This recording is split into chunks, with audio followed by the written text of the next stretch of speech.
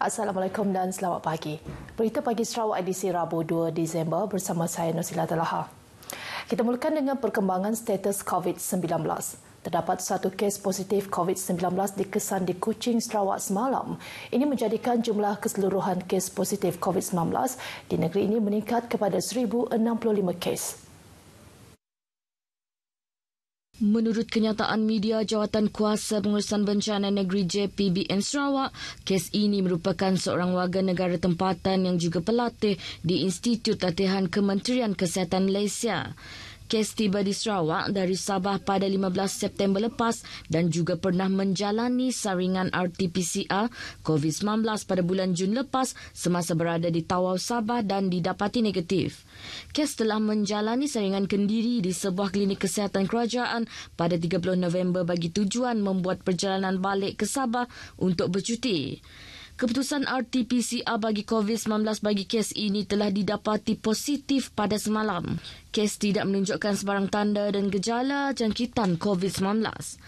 Semalam tiada kluster baharu dilaporkan. Daerah Kuching dan Miri kekal berstatus kuning manakala 38 buah daerah lain kekal berstatus hijau. Kebenaran untuk membuka rumah urut yang dioperasikan oleh Orang Kurang Upaya OKU akan dibincangkan dalam mesyuarat Jawatan Kuasa Pengurusan Bencana Negeri JPBN Sarawak dalam masa terdekat.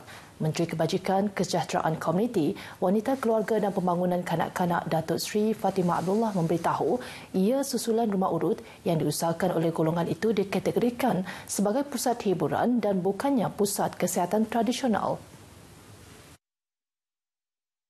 Jelasnya kerajaan negeri telah mengambil beberapa inisiatif membantu individu OKU seperti memberikan pelbagai bantuan khas di bawah Bantuan Khas Sarawak Kusayang BKSS. Beliau ditemui media selepas menyampaikan bakul makanan korporat berupa keperluan asas dan makanan kering sumbangan dua individu kepada 25 OKU penglihatan di Kompleks Belia dan Sukan Negeri di Kuching. Terdahulu, menurut Pengerusi Pertubuhan Orang Cacat Penglihatan Malaysia SBM Cawangan Sarawak, Ishak Ngau, terdapat 17 buah pusat urut tradisional yang diusahakan lebih kurang 80 pekerja dan pemilik OKU di seluruh Sarawak. Keadaan bertambah sukar semasa pandemik apabila mereka juga tidak layak mendapat bantuan perniagaan dari kerajaan negeri maupun persekutuan atas beberapa faktor dengan pihak berkuasa tempatan. Ini tidak termasuk mereka yang terpaksa membayar sewa premis daripada RM400 hingga lebih RM2,000 sebulan meskipun dilarang beroperasi. Kementerian Perdagangan Dalam Negeri dan Hal Ehwal Pengguna KPDN HEP Sarawak beri jaminan bahawa bekalan makanan dan keperluan asas adalah mencukupi bagi menghadapi musim tengkujuh. Pengarahnya Datuk Stanley Tan berkata, jaminan diberikan berdasarkan maklum balas daripada 84 pemborong dan 271 peruncit terpilih di seluruh negeri. Beliau yang dihubungi RTM menambah pihaknya juga menerima maklum balas daripada 20 pemborong dan 27 peruncit di 9 kawasan yang berisiko menghadapi banjir di negeri ini. Ujar Datuk Stanley, KPDN HEP Sarawak sentiasa bekerjasama rapat dengan pemborong dan peruncit bagi memastikan bekalan makanan sentiasa mencukupi. Secara keseluruhannya, pemborong kita memang bersedia dengan musim monsun dan musim perayaan yang akan datang.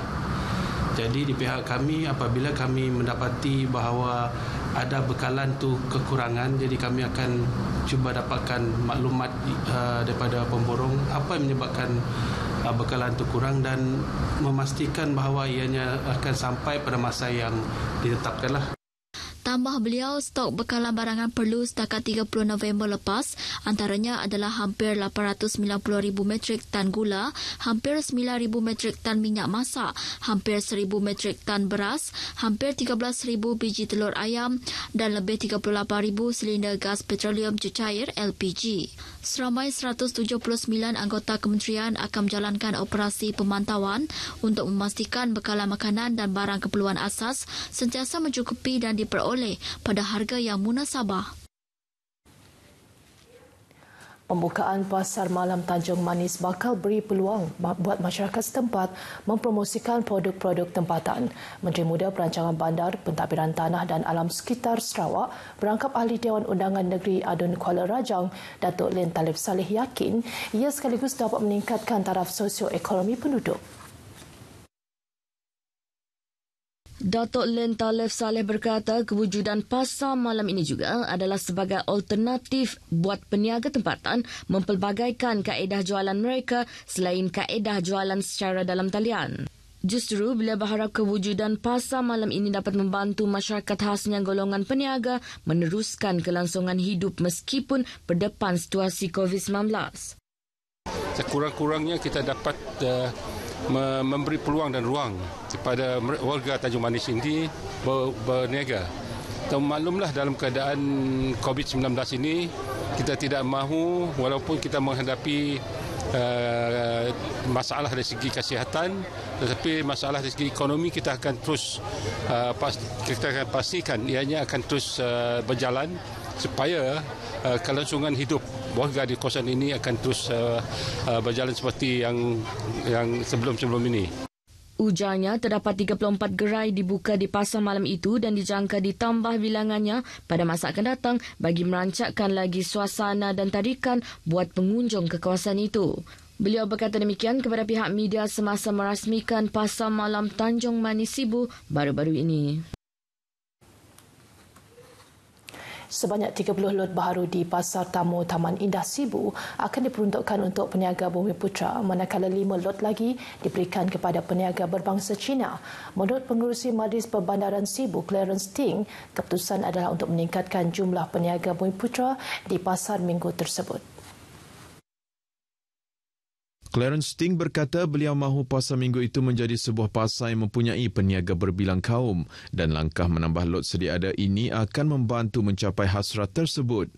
Setakat ini 120 peniaga sudah berniaga di tapak pasar minggu itu.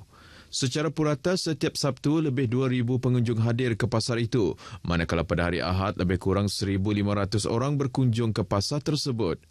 Kini kerja membina lot baharu sedang dilaksanakan dan jika kerja membina lot konkret itu siap, peniaga dijangka boleh berniaga pada hujung minggu ini. Beliau yang ditemui pemberita RTM baru-baru ini turut mendedahkan sekiranya Kerajaan Persekutuan memutuskan menamatkan Perintah Kawalan Pergerakan Pemulihan pada 31 Disember kelak, sebanyak 125 lot lagi akan dibuka. Selepas dilawas, wujud lagi food bank di daerah Limbang dalam usaha membantu lebih ramai lagi golongan yang terkesan akibat pandemik COVID-19. Cetusan idea pasangan suami isteri Bibi Aisyah Syahdan dan suami, food bank ini menyalurkan bantuan keperluan harian secara percuma kepada sesiapa sahaja tanpa mengira agama dan bangsa. Jelas Bibi selain disediakan oleh mereka sendiri, barangan tersebut juga hasil sumbangan daripada orang awam. Justru mana-mana individu berkeperluan, mereka boleh tampil sendiri ke kedainya di dapur kami kafe DKC untuk mengambil barangan yang diperlukan.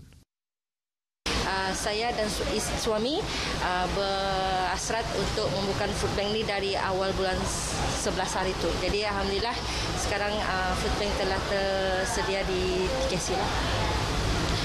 Food bank ini akan memberi manfaat khususnya kepada yang betul-betul yang tidak mampu untuk memberi bekalan seharian lah. Ujarnya setakat ini sambutan masyarakat terhadap food bank itu amat menggalakkan.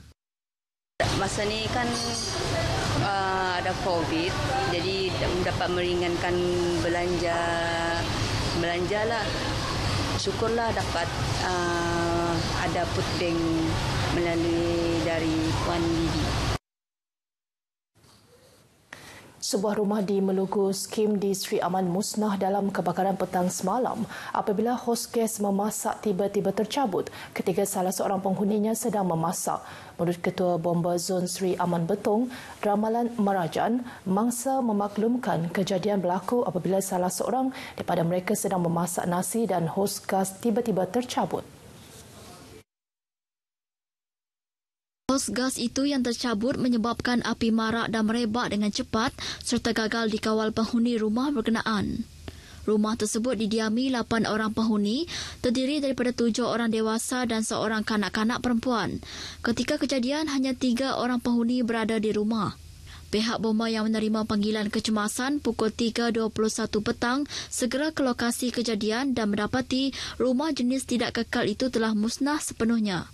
Anggota BOMA berdepan kesukaran untuk memadamkan api kerana tiada punca sumber air berhampiran dan mereka terpaksa menggunakan sumber air dari tangki jentera pemadam api.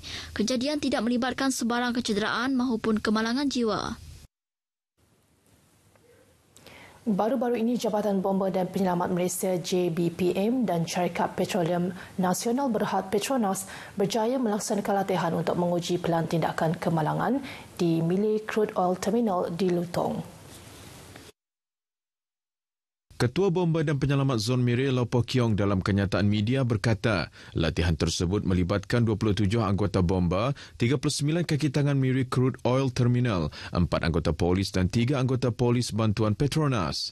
Katanya latihan tersebut menggunakan 2 senario kemalangan iaitu insiden letupan pada pemampat udara dan tangki minyak.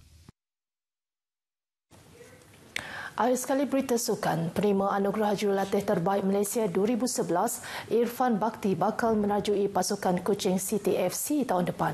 Pengurusinya Fazruddin Abdul Rahman berkata keputusan pengambilan jurulatih berumur 69 tahun itu adalah bagi meningkatkan mutu persembahan pasukannya yang sebelum ini diterajui Akira Higashishima. Akira yang telah tamat kontrak jurulatih bersama pasukan berkenaan bulan lepas tidak berhasrat untuk menyambung semula kontrak walaupun telah mendapat tawaran. Fazruddin yang juga ahli Dewan Undangan Negeri Adun Tupong berkata bagaimanapun pihaknya masih mengekalkan 4 pemain import. Kita mengekalkan pemain import kita, Hudson Diaz, kita mengekalkan Brian Jones dan kita mengambil kembali Leonardo Alves. Dan sudah tentu Yuta Suzuki masih bersama-sama dengan kami. Beliau bercakap demikian kepada media di Kuching. Dalam pada itu, beliau turut mengumumkan bekas pemain kebangsaan Joseph Kalangti bakal mengemudi kesebelasan utama pasukan itu pada musim depan. Paparan itu tadi mengakhiri berita pagi Sarawak hari ini. Sekian dahulu, saya Nusrat Laha. Jumpa lagi.